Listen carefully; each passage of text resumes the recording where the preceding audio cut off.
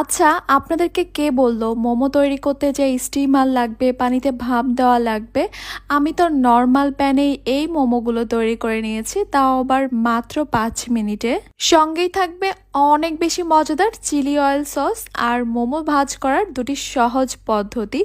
এই পদ্ধতিগুলো আপনারা একবার দেখে নিলে যে কোনো কেউ যারা কখনো মোমোস তৈরি করেনি তারাও কিন্তু প্রথমবারেই একদম পারফেক্ট মোমোস তৈরি করে নিতে পারবে। নিজের হাতেই তৈরি করে যদি একটা পারফেক্ট মোমো খেতে চান তাহলে আজকের রেসিপিটি আপনার জন্য।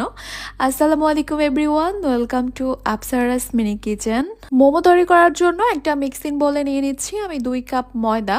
2 কাপ ময়দা দিয়ে কিন্তু বেশ অনেকগুলো মোমো তৈরি করে নেওয়া যাবে, তাই আপনারা আপনাদের প্রয়োজন অনুযায়ী বাড়িয়ে কমিয়ে নেবেন। ময়দার সঙ্গে আমি দিয়ে দিচ্ছি 1/4 টিস্পুন লবণ। এরপর লবণ আর ময়দাটাকে আমি একটু ভালো করে মিশিয়ে নিয়েছি।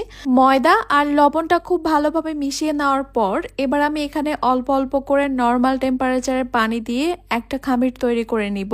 পানিটা একসঙ্গে দেওয়া যাবে না, অল্প অল্প করে দিয়ে মিশাতে থাকতে হবে।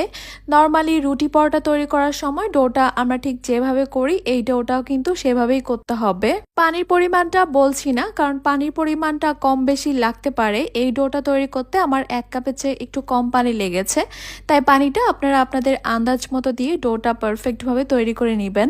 ডোটা অনেক বেশি টাইট হলেও কিন্তু মোমোর ভাঁজগুলো দিতে পারবেন না, আবার বেশি নরম হয়ে গেলেও কিন্তু ভাঁজটা দিতে পারবেন না, হাতে লেগে লেগে আসবে। তাই মোমোগুলো যদি একদম পারফেক্ট তৈরি করতে চান প্রথমে এই ডোটাকে একদম পারফেক্টভাবে তৈরি করে নিতে হবে। আমার এখানে ডোটা তৈরি করা হয়ে গেছে। এবার একটা ভিজা কিন্তু নিংড়ানো সুতির টাওয়াল দিয়ে এই ডোটাকে আমি ঢেকে রেখে দিব 10 মিনিটের জন্য। এইভাবে 10 মিনিট রেস্টে রাখা কিন্তু খুবই জরুরি, এতে করে এই ডোটা একটু মসৃণ হবে, সফট হবে, মোমোগুলো অনেক বেশি সুন্দর হবে। এখন মোমোর জন্য আমি চিকেনের পুরটা তৈরি করে নিব। এখানে আমি 2টা মুরগির বুকের মাংস নিয়েছি হাড় ছাড়া। প্রথমে এই মাংসগুলোকে আমি ছোট ছোট টুকরো করে কেটে নিব। এরপর এই মাংসগুলোকে আমি কিমা করে নিব।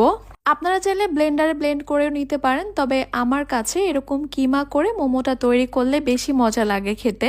একদমই সহজ, একটা নাইফের সাহায্যে কিন্তু আপনারা খুব সহজে এই কিমাটা করে নিতে পারেন, ঠিক যেমন ভাবে দেখতে পাচ্ছেন। এই যে আমার এই মুরগির মাংসটা কিন্তু কিমা করা হয়ে গেছে। এবার এগুলোকে আমি একটা মিক্সিং বোলে নিয়ে নিব। এবার এখানে দিয়ে দিব আমি একদম মিহি কুচি করে নেওয়া আদা রসুন 1 টেবিল চামচ। দিয়ে দিচ্ছি 1 টেবিল চামচ পেঁয়াজ পাতা বা স্প্রিং অনিয়ন কুচি। পেঁয়াজ পাতাটা না থাকলে আপনারা এখানে পেঁয়াজ কুচিও দিতে পারেন। এরপর দিয়ে দিচ্ছি আমি ক্যাপসিকাম, সেটাও কিন্তু একদম মিহি কুচি করে নিয়েছি, তবে এটা টোটালি অপশনাল। 1 টেবিল চামচ দিয়ে দিচ্ছি কাঁচামরিচ কুচি, একদম মিহি